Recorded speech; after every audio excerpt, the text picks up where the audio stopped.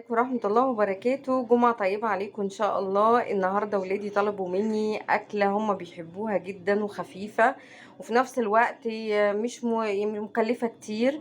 ممكن تعمليها بفراخ، ممكن تعمليها عندك لحمة، ممكن تعمليها عندك كبد وقوانص، افرميها في الكبة وتتبليها بالبصل والتوابل وتحطيها في العيش.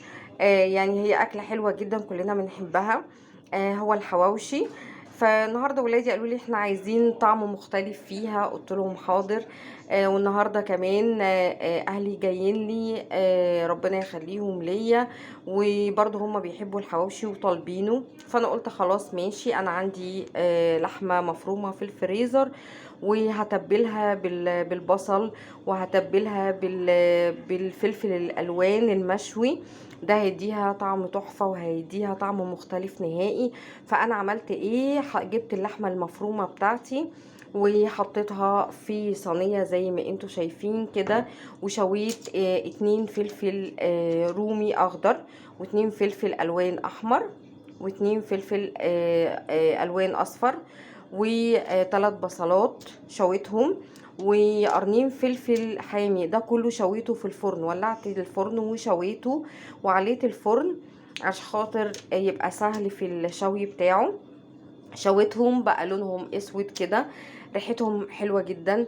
فقمت ضربهم في الكبة، وبعد ما ضربتهم حطيتهم على اللحمة، قعدت ادعك بيه اللحمه المفرومه بالفلفل اللي انا شاوياه، والبصل زي ما انتوا شايفينه انا شاويه البصل وشاويه الفلفل والاخضر والاحمر والاصفر، والفلفل الحامي برضو شويته. ضربت ده كله في الكبه وقعدت ادعك باللحمه المفرومه جامد.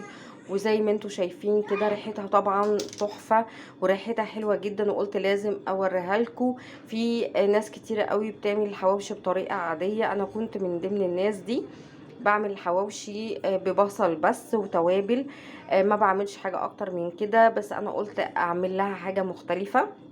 بعد ما شويت البصل زي ما انتوا شايفين وحطيته، جبت بقى بصلتين كبار، ضربتهم جامد جدا في الكبة وصفيت المية بتاعتهم زي ما انتوا شايفين كده. المية دي انا هحتاجها احط عليها شوية زيت. ولما اجي احط الحواوشي في العيش، بجيب الفرشة وبعمل العيش من بره ظهر ووش بمية البصل وبشوية الزيت. ما ولا بحط فلفل ولا كمون ولا بحط اي حاجة، هي مية البصل وشوية زيت عليهم، واقلبهم جامد، واحط اغلف بيها العيش من بره واحطه في قلب الفرن. تمام. لازم الصاجة تبقى تحت العيش عشان خاطر لما يجي ينقط ما يوسخش الدنيا ويعمل ريحة دخنة كتير. اما البصلة اللي انا فرمتها، اي اللي انا اخدت منها المية دي، البصلة عملتها جامد قوي، صفيتها جامد قوي اهي، وهحطها برضو مع اللحمه المفرومه زي ما انتوا شايفين. بص عامله زي ما فيهاش اي ميه خالص، ناشفه. هحطها مع اللحمه المفرومه والفلفل المشوي والبصله برضو المشويه. طبعا انتوا شايفين اللون مختلف، هنا البصله صفرة عشان هي مشويه ودي بيضه ضربتها بس في الكبه. ودي الميه اللي انا، ميه البصل اللي انا هستخدمها. احط بقى شويه التوابل بتاعتها. دلوقتي هنحط التوابل بتاعتنا. التوابل اهي عبارة عن، انا بحط طبعا الثوم البودر والبصل البودر مع بعض وبقلبهم في البرطمان. حطيت معلقة صغيرة وحطيت معلقة ملح صغيرة، انا ما بحبش ازود الملح علشان خاطر المرقة اللي انا بحطها كمان بتخليها حادقة شوية. معلقة صغيرة بربيكا، معلقة صغيرة كزبرة، معلقة صغيرة كمون. دي المرقة الفورية بتاعة اللحمة. الفلفل الاسود معلقة صغيرة، معلقة صغيرة حبهان مطحون. هنحط ده كله مع بعض. انا ما بحبش اصل انا كده ولا كده هسيب اللحمة، مش هحطها في العيش دلوقتي غير بعد نص ساعة او ساعة الا ربع.